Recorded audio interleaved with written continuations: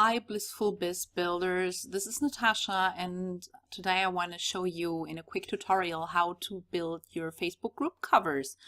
And the reason I am doing this is that Facebook recently has changed the dimension of the Facebook group cover image from 851 to 315 pixels to something that nobody really knows. And I have experimented quite some time yesterday to find the right dimensions, and I want to share with you what worked for me. So what you will need is Photoshop. I have a Creative Cloud subscription. This works pretty well for me, but you can probably also follow along with older versions. And the first thing we're going to do is create a new document. I have already this saved as a preset because I'll probably will have to use this way more for me, for myself, and also for my clients. What you want to enter here is the width of the image to 1500 pixels and the height to 738 pixels. Resolution at 72 pixels per inch. This is way enough for web display. The color mode is RGB, also for web. You would need a CMYK if you want to design something for print. And the background can be white. And let's create this. So we have our new document. I press Control and minus to make it a little smaller, to zoom, to have it like spacing out at my workspace. So my Photoshop might look a little different from yours. If you're missing any of the tabs I'm working with, you can just select Window and you see there are all the tabs Photoshop has. And if you need to see something that I work on and you don't have available, you can just click it here to bring it onto your workspace. So let's get started. What I have prepared already is my brand essentials, my brand colors, my character styles, and also some basic graphics I use for creation of images. I really love to have this all in one place, and I use the Photoshop libraries. I'll probably record another tutorial somewhere on how about to use these libraries. So what you need to have ready is your brand colors, of course, your text styles you need for your signature font and for your body font. Maybe you even have a headline font. So bring that info in. Also something like if you want to place it your logo, I'll use my group name as sort of the logo, but with the same text as my logo is, the same font style. And then also some graphics like a background. Maybe you have some textures or something available. So I will start with creating, double click on the background layer to unlock it. And then I will start bringing in a background texture I like. So I go to File and Place Linked. And then I browse to the folder where I have some of my textures stored. And I think I want to have this texture because I think this is really nice. Now I press and hold Shift, and then I can expand the image, and by holding Shift I'll make sure that the image will not get distorted when I scale it. I'll move the golden glitter to the bottom, and I like how I have the bokeh here up fading into white. Now what I found out while creating the group banner is that the text should be in the middle and you need to leave enough margin because Photoshop will cut off a lot of the upper portion and the lower portion of the image. So you'd think, okay, if Facebook cuts that off, then why not just make the image smaller and then it will be right. I tried this, but when I made the image smaller by adjusting just the height, it somehow also distorted the image and didn't stick to the width I had. So this is really weird and I don't know what's going on. Maybe there's still a bug in Facebook and it will be fixed soon, but yeah, until it's fixed or until it works correctly, I'll use these image dimensions. To make sure that I have my text in an area where people will be able to see it, I will just pull in a grid to make sure I have an area where the text is. So I'll try to go 100 pixels from the bottom and the top, and 150.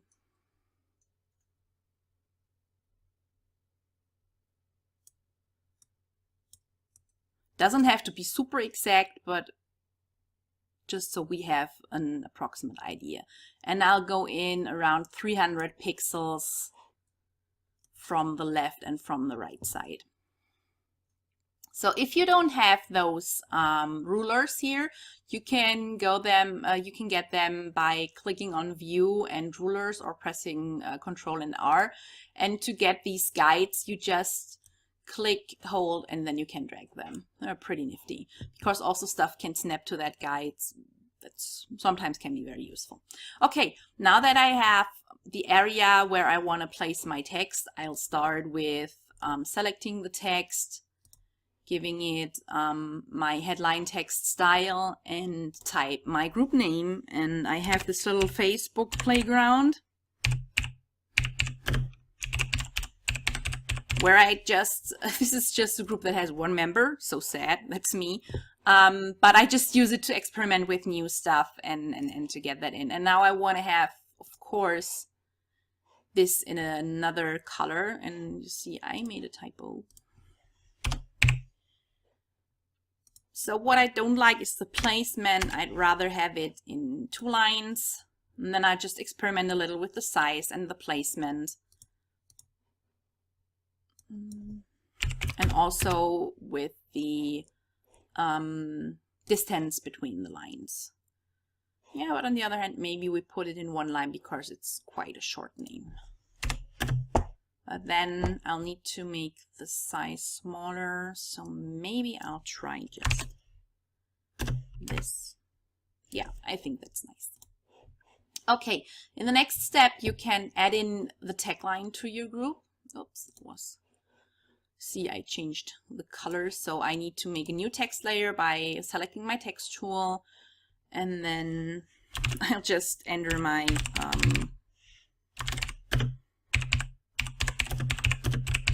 of course yours will be totally different, and I'll give it the color I want. You can also like change the color by clicking here, and then I'll also give it the text I want. But you see now the color vanished.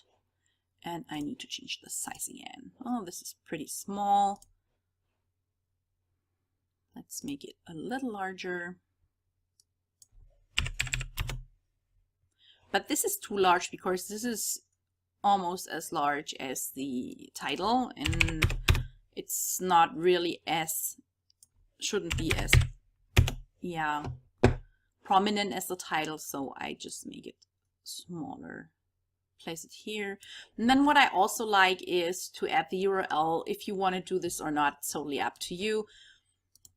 I prefer to do it this in a button style. I'll take the rounded rectangle tool for this. If you can't find it on your toolbar, you can just right click on the tools. Everywhere where there's this little triangle in the bottom, you'll find other tools hidden below. So I'll just take the rectangle tool and draw my rectangle. Now I want this to be in another color. Yeah. I want this to be in, or maybe I'll change it. This color. Can really play around with this. You see, I love to play around with stuff. Want to make the border go away. And then you see Facebook has, Photoshop has these guides, like it shows me where the center of my image is. This is pretty nifty to place and align things correctly. You can also, if you want to align something, press Control A to select everything, then go to your Move tool by pressing V or selecting it in a toolbar, and then you have these align bars coming, and then you can really align images pretty much correctly. Now it's center, you can align it to the bottom, you can align it to the top, left, right. It's pretty nifty, and it also works with when you select several layers here. So I deselect everything again because I want to move that back. And you see Facebook gives me, Photoshop gives me also help in alignment and in distance and spacing between the elements. So this makes it way easier for you to get stuff spaced evenly out. And evenly placed out stuff is really, really nice to the eye. So I want to add my website text, my website address.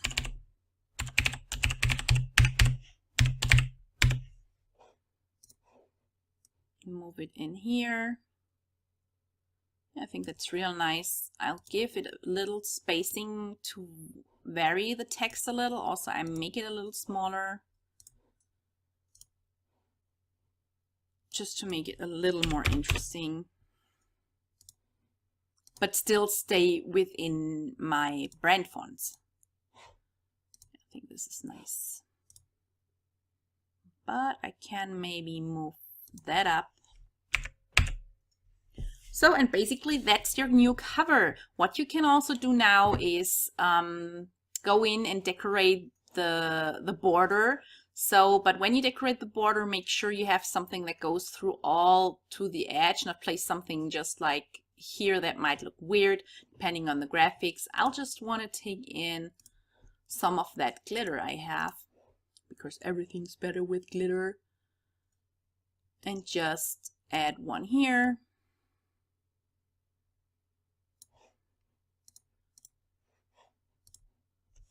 Press enter to place it, and then the next one. You can just select stuff out of the library, drag it into the image, which is really neat. It gets placed on its own layer, and you can just play around with it.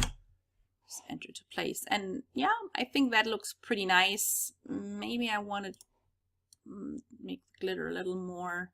No, actually I like it better up there.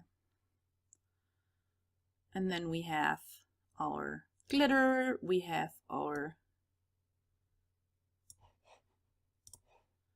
background, we have our group title, we have our group hook, and we have the website address. So now we can export the image for Facebook. I already set the quality to 50%. I try to compress images beforehand because Facebook's algorithm can be pretty crappy. Maybe I even want to compress it a little more to make it smaller, because the higher the image is, the more Facebook wants to compress it, but I don't feel so good about this, so let's stay with 50%. That's okay, I think. Now we can export it. Just put it on my desktop for convenience. Already made one earlier, so now we have this, and we can go into Facebook. That was wrong. I think I closed it. I'm sorry.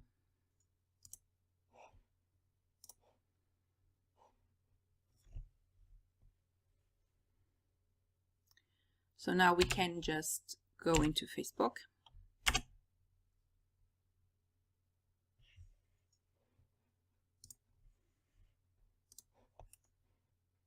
So here's my playground group in Facebook, and I can just upload the cover photo.